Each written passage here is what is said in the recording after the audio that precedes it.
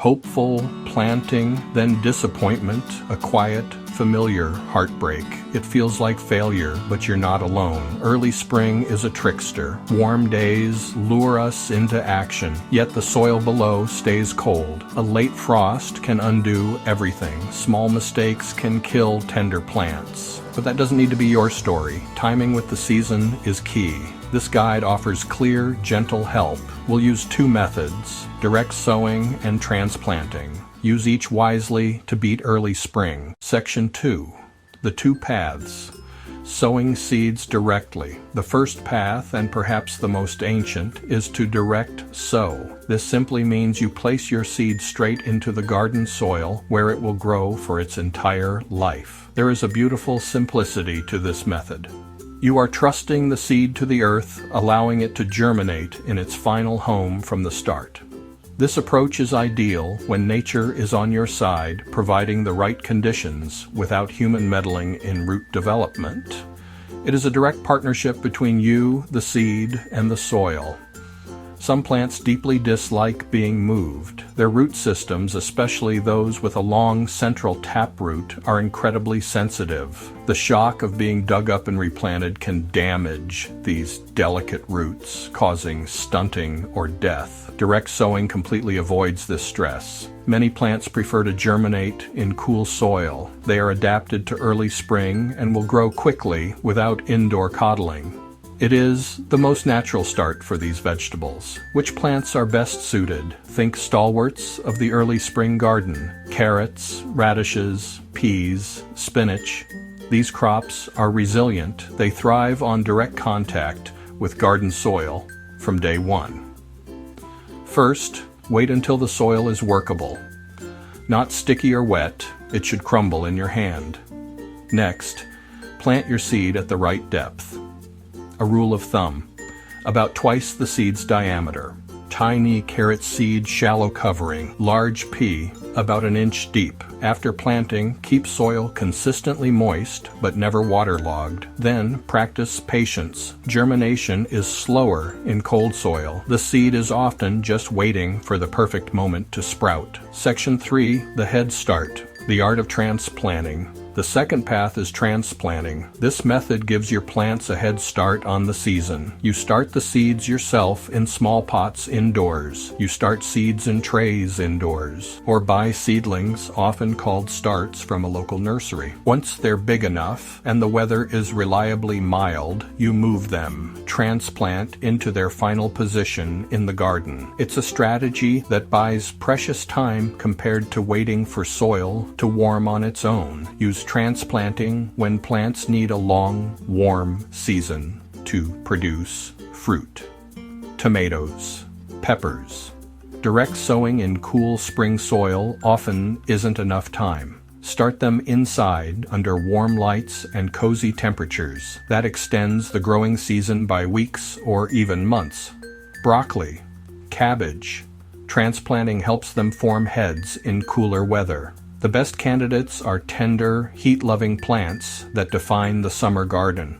Tomatoes are the prime example. Starting them indoors is almost essential.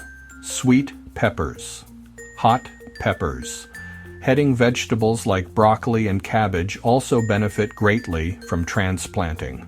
Starting them inside lets you time the move so they mature in late spring or early summer rather than bolt in the sweltering heat of midsummer. To transplant successfully, prepare your young plants for the move. This process is called hardening off. Over about a week, gradually introduce them to outdoor conditions. Begin with an hour or two in a shady, protected spot. Increase outdoor time each day. Choose a cloudy day or late afternoon to plant to reduce sun stress. Plant each seedling at the proper depth. Tomatoes can be planted deeper than they were in the pot to encourage stronger roots. Water them in well immediately after planting. Keep an eye on the forecast and be ready to cover if a late frost threatens. Even with the best plans, the unpredictable nature of spring can present challenges. However, knowing the most common mistakes lets you avoid them, saving you a great deal of time, effort, plant life. These are simple misjudgments with big consequences for young gardens.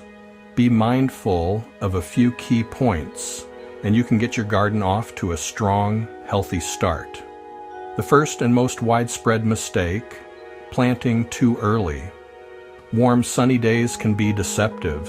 Air temperature feels warm, but soil temperature lags behind. Seeds need soil warmth to germinate. Young transplant roots need warmth to grow and find nutrients. Planting in cold soil causes seeds to rot and shocks transplants, stalling growth for weeks. It's a lesson in patience every gardener learns. The second major error: overwatering cold soil. The instinct is to water struggling plants. In cool, damp early spring, that's often wrong. Cold, saturated soil lacks oxygen and invites fungal disease and root rot.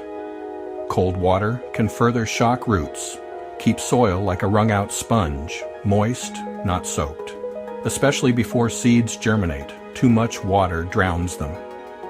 The third common pitfall: skipping protection. A surprise late frost is the bane of spring gardeners. It can arrive with little warning and kill tender transplants in a single night. That tomato you raised for 6 weeks can be gone instantly. Having a protection plan is essential, not optional. Don't gamble. Cover vulnerable plants when freezing is predicted.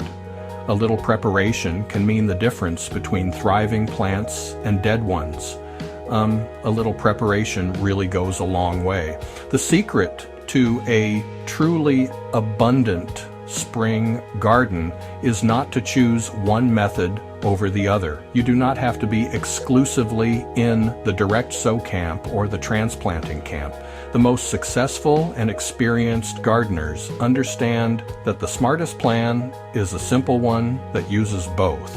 By combining these two techniques, you can work in harmony with the season, reduce your risks, create a continuous flow of harvests from your garden beds. This dual approach allows you to keep your garden productive and your workload manageable, leading to a much more enjoyable and fruitful experience. Here is how the combined strategy works. In the cool days of early spring, you direct sow the crops that thrive in those conditions. This is the time for your peas, spinach, radishes, carrots. While those hardy crops are happily germinating in the chilly soil outside, you can be busy inside, starting the seeds of your warm season crops. In trays on a sunny windowsill or under grow lights, you can be nurturing your seedlings, your tomatoes, peppers, broccoli, giving them the protected, warm head start they need to thrive later on. This way, no time is wasted. Let me give you a simple example of what this looks like week by week. In week 1 of your spring season, you might head out to the garden and direct sow a row of peas and a patch of spinach. On that very same weekend, you can set up your seed trays indoors and plant your tomato seeds. For the next several weeks, you will tend to your indoor seedlings while your outdoor crops begin to grow. Then, around week 6, after the danger of hard frost has passed and you have properly hardened off your tomato plants, you can transplant them into the garden. By this time, your peas and spinach may already be nearing their first harvest. This simple plan keeps your garden beds full and your kitchen supplied with fresh food. Remember the most important lessons. Soil temperature matters more than air temperature, and you must always be prepared to protect your plants from a late frost. The beauty of gardening is that you can always start small. If you want to take one simple action this week, go out and sow a short row of radishes or spinach directly in a pot or a small patch of ground. They grow quickly, and seeing those first green shoots emerge is a wonderful reward. Keep a small journal of your planting dates and what you observe. You will be amazed at how much you learn in just one season. Try one small step today and enjoy the journey. You will see your garden fill with life even when the weather is unpredictable. This knowledge will empower you to create a beautiful and productive space, turning the potential for heartbreak into the certainty of a joyful harvest. Let's get our hands in the soil and learn how to make this spring your most successful one yet, transforming that empty patch of ground into a source of pride and delicious food for your table. The goal is to work with nature, not against it.